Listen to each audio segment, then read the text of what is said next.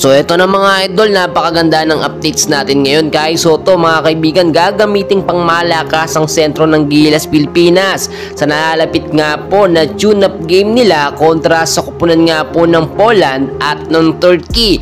And bago natin yan ipagpatuloy kaibigan, please huwag pong kalimutan mag-like and subscribe and pahit na rin po ng notification bell. Maraming salamat po mga kaibigan. No, natapos na nga po finally itong Japan B-League at nakakalungkot man hindi man nakapasok po no, sa playoffs itong kupunan ng Yokohama B Corsair ay maganda naman yung nangyari. So nakita natin hindi na nga pinaglaro si Kai Sotto dun sa huling laban ng Yokohama kontra sa Kawasaki dahil nung last game ni Kai nakita nyo naman medyo napasama yung pagkakabagsak ni Kai Sotto, pero walang problema no, pinagpaglampo yun ni Kai. Pero ngayon naghihintay na lang o hinihintay lang si Kai Sotto na makabalik nga po sa Pilipinas. Dadaan po sila sa matinding practice ngayon dahil nga po nakakuha na no ang SBP no ng magiging tune-up game po ng Gilas Pilipinas bago ang FIBA o QT. Nilinaw po yan no, ng Executive Director ng SBP na si Eric Cadino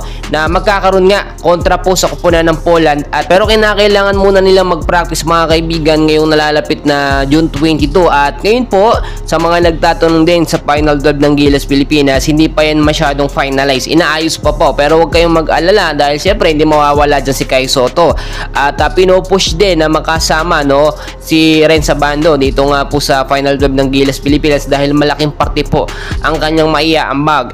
And as of now, meron tayong nakuwang updates na ito nga pong si Justin Brownlee ay nasa injury list pa rin at hindi pa ganun kasigurado na makakapaglaro sa FIBA o QT, which is alam naman natin itong si Justin Brownlee kailangan sa mga crucial no at intense na laban no. Nakita naman natin maraming napatunayan, pero ang choice po dito ng SPP kung sakaling hindi po maging available etong si JB ay si JC ang pukuhanin no. At nakita naman natin hindi yan pwedeng tool ng FIBA. Siyempre papaboran po yan ng SPP, tutulungan tayo dyan dahil siyempre alam naman natin kailangan talunin po ng Gilas Pilipinas itong dalawang bansa na ito no, dahil sa group A tayo, yung Latvia at Georgia, bago tayo makapasok sa Olympics, which is mabibigat po na kalaban yan mga kaibigan.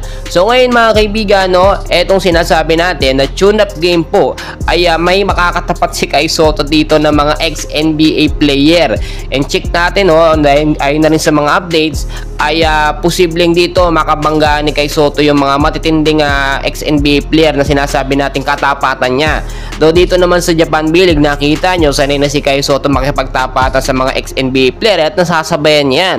And very obvious naman no, yung skills ni Kai Sotto pang NBA talaga yan. Maraming mga bashers na hindi naniniwala, pero ako mga kaibigan no, tiwalang-tiwala ako sa magagawa ni Kai Sotto. Maraming beses na po yan napatunayan.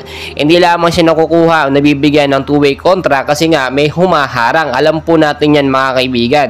So inaabangan natin ngayon no, number 1 yung Final 12 ng Gilas Pilipinas na lalaro nga po sa FIBA o QT at yung nalalapit po na tune-up game no. Ngayon June din po yan mga kaibigan mangyayari bago po yung magiging laban ng Gilas Pilipinas sa July 2 to 7 no. Bali ang unang magiging laban natin no ay na July 3 po. Kaya maging handa po ang Gilas Pilipinas natin.